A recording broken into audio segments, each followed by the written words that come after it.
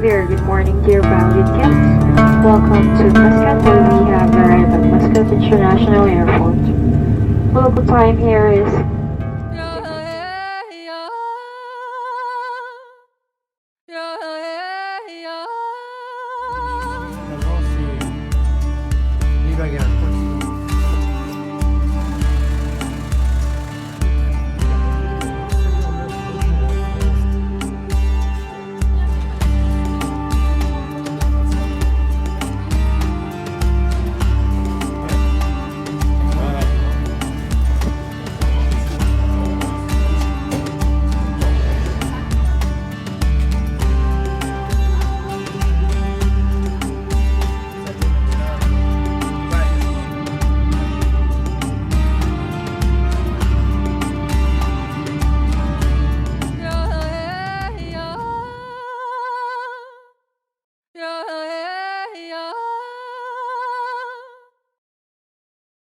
Donc on a dit que le groupe arrivait à l'aéroport de Mascate, qu'il va falloir que les gens récupèrent les véhicules, fassent certains achats, notamment pour le bivouac, etc. Il faut se laisser au moins une bonne journée, on ne sait pas à quelle heure on va arriver, etc. Donc de là on a prévu une liaison qui fait quand même une bonne centaine de kilomètres. Hypothétiquement tablé sur le fait qu'on arrive à la même heure, c'est-à-dire minuit. Grosso modo, mais le temps de récupérer les voitures, d'aller à l'hôtel, il va faire tard. Ensuite, ils auront une liaison pour aller au premier bivouac. Ouais.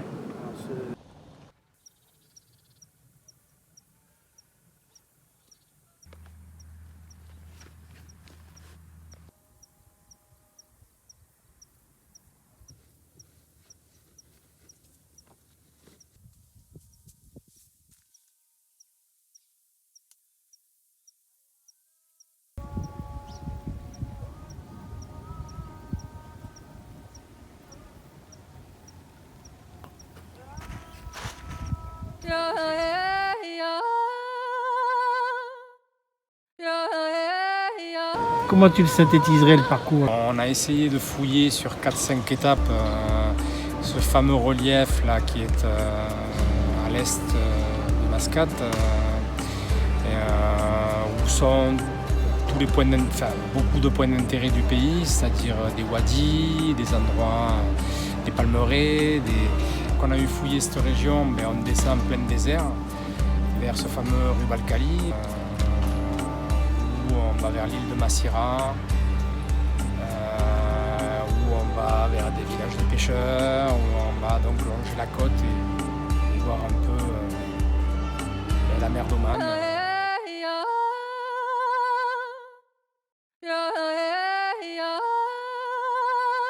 Comment ça commence? Allez.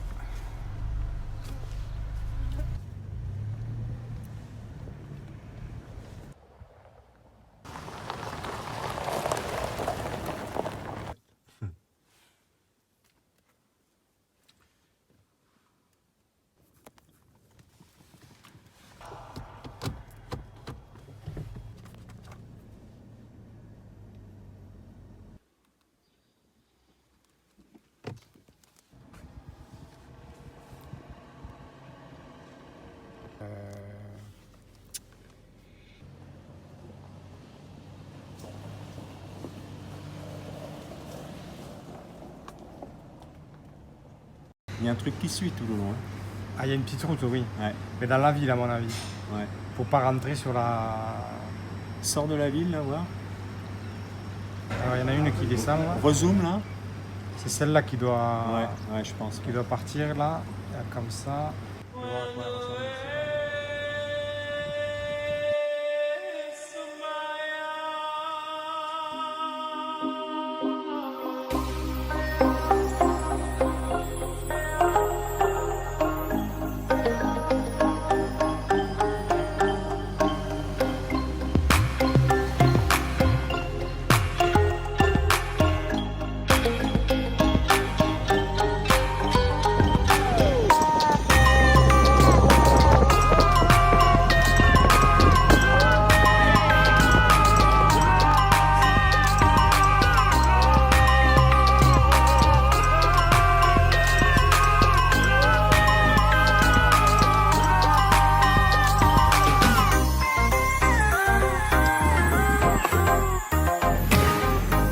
secoue un peu. Par contre, il est loin.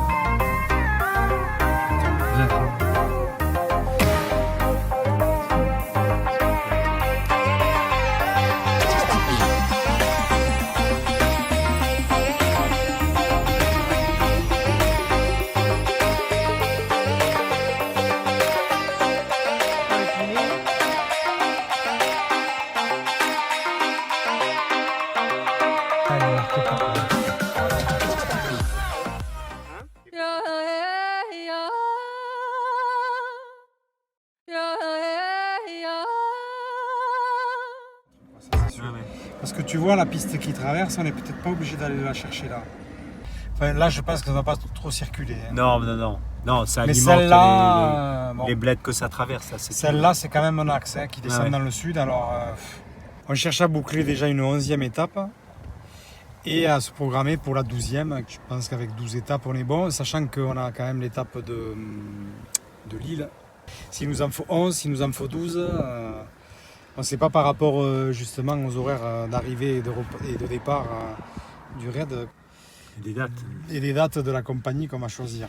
Mais donc on essaie de caler des relais sportifs qui s'enchaînent. VTT, donc on a 2 relais VTT, VTT 1, VTT 2. On a ensuite 2 relais handbike, handbike 1, handbike 2. On a un relais course à pied. Et tout ça, il faut mixer en fonction du relief qu'on trouve, du goudron essentiel pour les handbikes et de la piste qu'on essaie de choisir pour les VTT. Donc on essaie de faire un mix de tout ça pour avoir une corrélation et une étape qui soit... On voudrait qu'il n'y ait pas d'étape où on arrive tard le soir. Donc on va dire que handbike 1 serait le handbike qui a un niveau supérieur, entre 30 et 50 pour les handbike 1, entre 20 et 35 pour les handbike 2. Pareil pour VTT, on est à peu près sur le même profil, sur le même longueur d'étape. Et pour les courses à pied, on est entre 6, 7 et 15 km. Parce que comme c'est une plaine, parce que ça, a priori, c'est de la piste.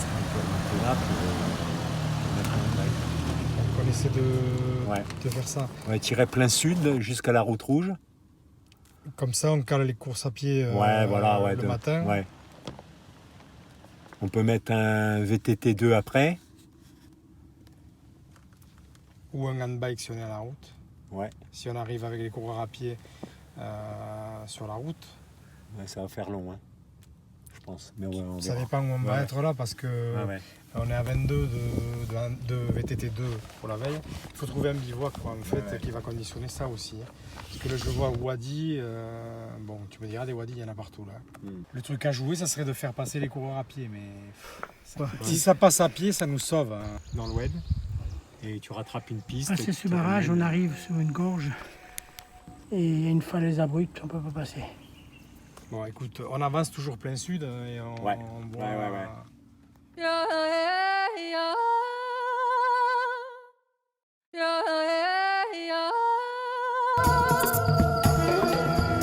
Plus personne autour.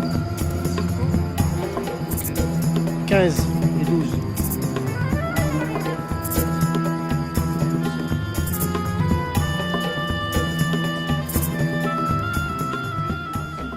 On est en train d'inventer, d'avoir des véhicules de logistique, pas forcément 4x4, et je ne sais pas trop comment on va les amener sur ces endroits-là.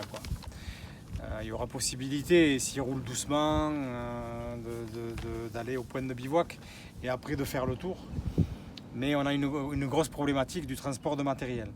Pour mettre des handbikes, etc. dans ce type de 4x4, jusqu'à présent on n'a pas vu de galerie, on n'a pas vu de remorque, on n'a pas vu de...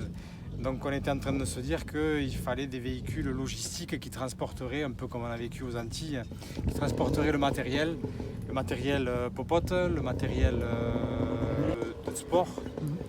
Sauf que voilà, il faudra qu'ils contournent la piste et donc je sais pas, ça on va le régler plus tard.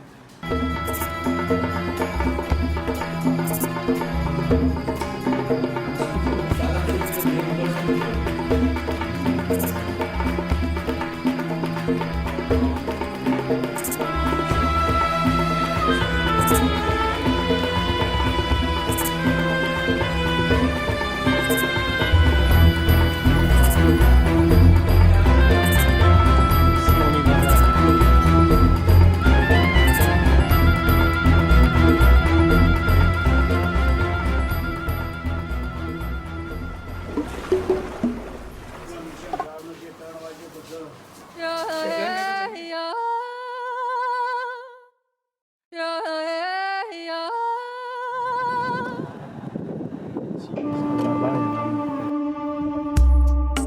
quoi ça ressemble ça? Est-ce qu'on peut flirter avec ces dunes? Je vais regarder.